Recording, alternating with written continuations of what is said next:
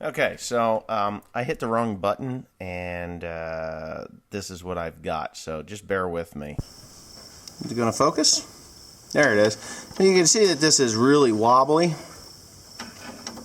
it's not supposed to be. It's supposed to be nice and tight. So the more wobbly it is, the more chance that the string can walk. I have been getting a lot of misties, so that's why I checked these. I did use some WD-40 on it to try and loosen it up, which did work. But it's not a solution. It's just a temporary fix for a bigger problem. So they only had 10 of these rollers. I'm going to replace all but the last 2 that I need, which should be showing up here yet today. They all come in these little individually wrapped things, and that's them. Steyr, Austria. That's funny.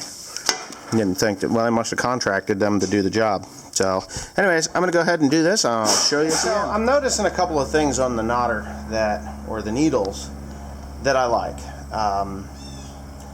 That I like. Krone is always advancing their equipment. They don't stop doing engineering work on their equipment to, say, come out with a new model. This is a 1290 HDP high speed, big pack. And every time I buy a part for this baler, it's been updated, upgraded, beefed up, made not to wear out. Now, I know some companies, they do all the research, or they R&D, research and development, and then they come out with a new model. And then you buy the new model, and you get all the things that should have been done on the original baler as you went through the season or the research and development. Krone is really good about this. Every time I bought a broken piece, or something that became a chronic problem, which I really don't have chronic problems with this baler, because they fixed them. And like I was saying about these needle bearings, I was speaking with the fellas out there at Messick's, and they said, well, if you buy a brand new baler, you're going to get all this model is the same model, but it's going to have all the beefed up parts on it. It's all the R&D that they've been doing. Every year they come out with a new baler. They just keep upgrading and building the balers with all the upgraded parts. And if I have a 4-year-old baler, which this one here is going to be 4 seasons old next year, when the new one comes in, and I order the parts that have broken on the older HDP, 1290 HDP high speed, they will be the same parts that are on the new 1290 HDP high speed. They won't be the leftover parts that are from the previous baler. So the part numbers will be superseded, and you will get all the new bits and pieces, like bill hooks and things like that, if there's any changes. Now, I'm going to show you a change that I had done in the first season that I owned this baler. 2016 was the first year I had this. 16, 17, this is 18, this is third season. And in the first season, I had a piece of wood get into the plunger where the needle slots are, and it broke a needle. And I didn't catch it on the first one, and then I went and I bent the second needle. So I ended up spending twice as much money as I needed to spend on the repair, because the needle, I had to buy 2 needles instead of 1, and there's no straightening these needles. So if you look, this is a needle. I just put the new rollers in this one here and this one here. What I'm doing is I'm replacing the ones in the seized ones, and I will then, because these things are just shot. This one's seized. It's just seized up. It's garbage. It won't roll on the axle. It's seized. So I replaced it on this one, and the needle roller is actually all the way at the tip, all the way up. Let me see if I can get that right. So you can see that it's all the way at the tip. And then you come down here to these 2, and you can see this is a new needle and that's a new needle, and they both have a little protrusion past the needle roller, and I thought, well, that roller's probably shot, and that's why it's doing that. I will be changing those 2 out yet today, and I probably will show this in the video. But yeah, so I'm going to replace it. It sticks out maybe 1/8 of an inch whereas here it's flush. I don't know what brought them to do that, other than possibly the string was slipping off of the edge here, catching here, and instead of it going in, it was slipping over. So they just felt that the solution was to drill the holes a little bit further back and protrude the needle past that a little bit more. And that's the way New Holland had it, that's the way Heston has it, and obviously Krone has seen some value in the way those needles were made on the other baler manufacturers and have fixed the problem. So if there was a problem, I never had a problem. I don't have problems with these needles unless the axles and the rollers are bad, and I didn't let these get super bad. I've seen them so bad that they're cut through the roller, which this isn't too far from being cut through, and then they run into the axle. They'll go right through and then they'll cut into the axle, which this one here is probably the closest to that. Yeah, it's bad. So anyways, I don't think I'm gonna have any problems with that once I get the new rollers in. And you can see that roller has always rolled, and this one here is the new one, and it just seems like it's not as deep in here. It's cut, the groove isn't cut as deep, so they must have some reason. But that's just the way Krone works. Krone works to improve the balers that they have out in the field, as well as improving the new balers that come on the line. So I've been called, I've gotten phone calls. What do you think? Where's your biggest problem? You talk to the guys in the service departments, and they report back to Krone all the time, constantly.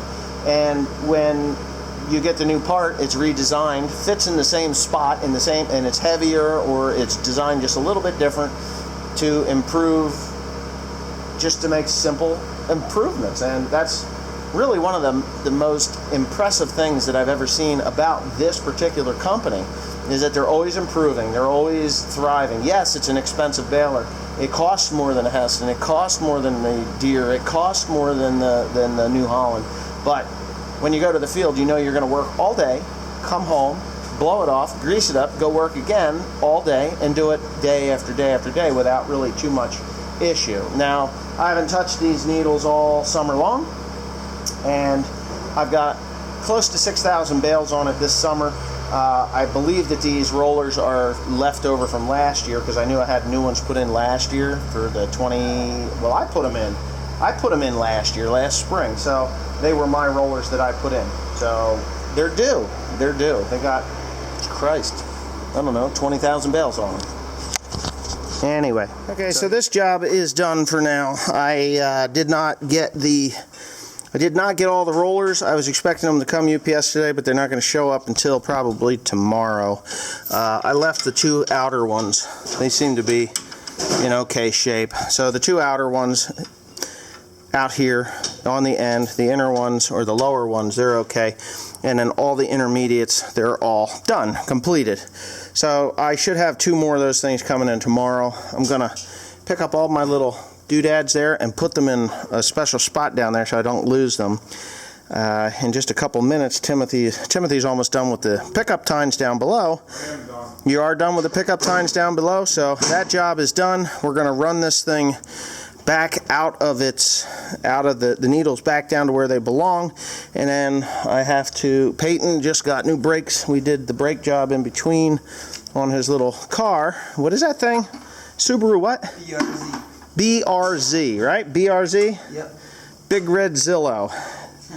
And yeah, it's kind of an interesting car. It's got some modifications to it on the suspension. It rides like a, I don't know, old buckboard. That sucker is stiff, but corners at pretty high speed. I don't think you even have to worry about rolling it. Little boxer engine. What size engine is in there? FA20. It is the same as yours? Mine's 2.5. Yours is 2. Yeah. Yeah, his 2 point. That's a 2 liter. Tim's got 2.5 turbo. This is a naturally aspirated. We should just throw a honking big turbo on there and call it a day. Yeah. Yeah, that would work. Anyway, with that being said, I'm going to move on over to what Joe Dirt's doing over there. I want my old scraper back, Tim. I'm sorry. What happened to the one I got you? Well, that one's a piece of shit. So get this. So I bought this beautiful Kubota, It's a Kubota. It's made by the same company as the other one. And Joseph comes over laughing like hell because he decided he would read the warning. Hold on here. Let's see if we can get it to focus. Come on, bitch. Now, just take a second and read that. Crazy. It's crazy. I think I've given you all a chance to read that. So now I can't even use the tools. Now you know why I wear gloves, right? I wear those gloves because I don't want cancer. Because the state of California said that Kubota tools cause cancer. Wow. Neil Messick, you should be ashamed. Pushing lead equipment, all that lead-lined Kubota stuff. Ah! I'm just joking, Neil. I just thought you'd get a kick out of that. But, yeah, you got to read the backside of this thing. Make a video on your 3-Minute Thursday or 2-Minute Tuesday or 20-Second Wednesday, whatever show you were making. Those were pretty funny. What? Oh, Neil Messick, he does I think it's 30-Second Thursday, 30-Second Saturday. I don't know, I thought it was some porn or something, but... Oh, I'm sorry, it wasn't that. Anyway, this is the West Pandy Comedy Hour. Anyhow, yeah. Bye. Well, I guess it's just a baler maintenance kind of a day. Okay, so plunger dogs are very important on every baler, little baler, big baler, and maintaining the plunger dog tension is very smart. So, I actually had this thing picked up. I wanted to take a look at everything. My baler needs a bath, by the way. Just...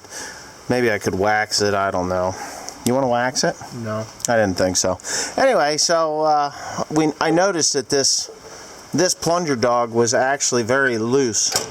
And you want it to come back every time and go against the rubber stop. Now, Heston, New Holland, and all those other companies, they don't have these little wings that guide the plunger dog back into the slot. So when the springs on the plunger dogs from, say, Heston, New Holland, which are still the antique ones, they are, alright, well, here's this. Here's a plunger dog there. These are still the antique plunger dogs where you break the little ends off of, and that's no good. So what Krone has done is actually just gotten a little more expensive with it, and they put a clevis there onto a piece of steel that is welded to the main frame with a coil spring. And as time goes by, this spring does get weak, but you can adjust it. There's plenty of room for adjustment there. So they're compressed a little bit. That spring up there is actually broken. Did you see that? Yeah, I see. Okay, so that one's going to have to be replaced, which really isn't a big deal. It's just... there's a pin, which is a captive pin. You didn't know. There's you'll see there's a spring keeper that wraps around, like so. Ugh. All right, I'll have to show it later. Maybe I could do it up there. Anyways, there's a captive pin, and you just swing it out, and then you just pull the pin out, and it falls away, and you put a new spring in. So I'm just kind of inspecting everything. All my strings are loose. Tomorrow I'm going to tie them off and up at the top and the bottom, and then I'm going to run the needles in the knotter and see how that goes. Right? Yeah, you want to get that? What? Oh, yeah, okay. Oh, that hurt? Yeah. I'm sorry. I didn't mean it. So anyways, we got a full bank of twine, 32 balls. Right, 16 on a side, and that keeps me going for a day. Actually, a day, probably a day and a half or 2 days. I think I could possibly I don't think I can get 2 days out of that. You can't get 2 days. I can't get 2 days out of that. Because when one ball is like low, you Yeah, I will run out. So it's about 700 bales I can do with, 750 bales I can do with a full bank. I mean, full to the top. But usually, one is low. But anyway, so yeah, it's. I think we're pretty well ready to go. I think so. A couple of little things here and there, and then we're ready to go again. Just again, right, Tim? Yep.